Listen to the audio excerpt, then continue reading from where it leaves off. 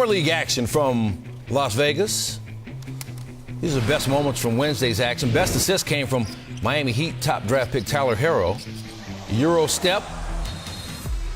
Nifty bounce pass to Ibrahim Afei. Herro with 15 points and 3 assists. Best stat sheet goes to Bruce Brown Jr. of the Pistons. 11 points, 14 rebounds, 10 assists. He messed around and got a triple-double in the Summer League. Detroit beat the Sixers. Brown, the second player to record a triple-double in the Las Vegas Summer League since 2004. Only other player to do it was Lonzo Ball. Best handles. Luka Samanic for the Spurs. Behind the back dribble. Through the lane, lays it in. Pretty move and drive. Best dunk.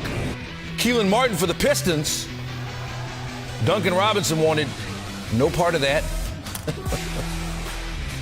Best finish comes from the Timberwolves and Heat game. Fourth quarter, Timberwolves down 2. Nas Reed.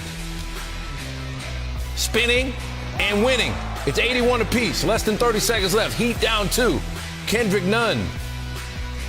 Gonna pickpocket Jordan McLaughlin. And finish at the other end. Great defense from Nunn. Kelly Olynyk digging the effort from the bench. These guys fighting for roster spots. Trying to get it done. After 2 made Wolves free throw, Heat looking to tie it 2.3 seconds to go. Nunn looking for Herro at the bucket, but Jared Terrell there to knock it away and seal the win. Wolves made a free throw to win it 90-87. Best Summer League bounce back has been R.J. Barrett. He's struggled throughout Summer League so far through the first 3 games. 13-49 from the floor. Knicks taking on the Lakers here. Turn that around. Knocking down the three-pointer. And then working on the baseline for the slam. Nifty footwork there. And then from the corner, he's got the 3. And then one more dunk. So far, at last check, 6 for 17, 21 points and 10 boards. So a double-double for Barrett. And the Knicks up big on the Lakers. Kevin Knox with 25 points for New York. The ESPYs aren't the only awards to talk about. We got Tim Legler here. Tim has his offseason awards from the NBA. So, Tim, let's start with the best replacement. Yeah, I got to give this one to the Boston Celtics. When I take a look at what that team has gone through, you think about it. Kyrie Irving, Gordon Hayward come in there, and by now they would have thought they were playing for a championship, maybe already have won a championship. Instead, Kyrie leaves.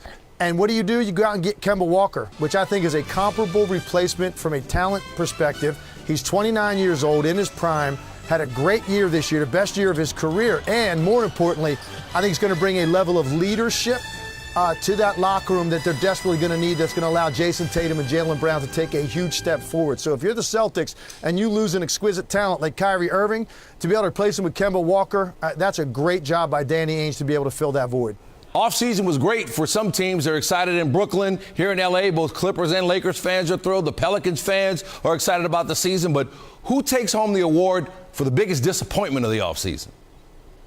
Well, this one was a pretty easy one. I think it's probably a unanimous vote on this one. It's got to be the New York Knicks, right? This was supposed to be the summer of Zion Williamson, Kevin Durant, and Kyrie Irving in Madison Square Garden, right? The Knicks are back, the most electric arena in the league this year, we thought it was going to be. And instead, they strike out on all of them. Now, look, I'm a big Julius Randle fan, and I'm glad that he's going to be in New York. But outside of that, you're talking about basically a roster full of NBA role players on the heels of thinking you were going to put together that kind of talent. There is no question in my mind. It's got to be the Knicks that are the biggest losers of this free agent bonanza that just took place.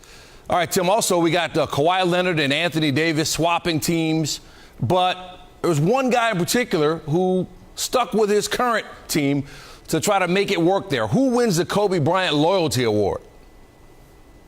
Yeah, so staying at a time when we really don't know what that word means in the NBA, both from a player perspective and a team perspective, you wonder, are there ever going to be any star players that spend their entire careers with one franchise going forward? And Damian Lillard in Portland, I think, gets this award because he re-upped with Portland, and maybe this sets the stage for a star player spending his entire career in one place, which just seems like it's going to be something that's going to go by the wayside as we move forward. We appreciate it. Thanks for the time and for the awards. Thanks, Dan. These are the moments you live for. World Cup final. It's the biggest game of your life. Playing and partying United States women's national team. I mean, they look like they could hang with the Stanley Cuppers any day. Wednesday, a ticker tape parade through Manhattan, a big stage for the big issue, and that's the team's gender discrimination lawsuit. Yes, it's all fun and games until you look at the fine print on the paycheck. That issue has to be resolved, and the guess is it will be. Until then, let's party. And let's start early with champagne. Yeah, at 8:15 in the morning East Coast time. There's Megan Rapinoe. She's on the cover of the New York Daily News. Look at that.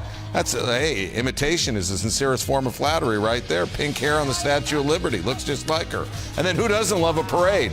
Everybody. Who's having more fun than Megan? Nobody. So the parades are cool. Equal pay is cooler. Look at the sign, and we know that cool is the rule. Social media blowing up with the team.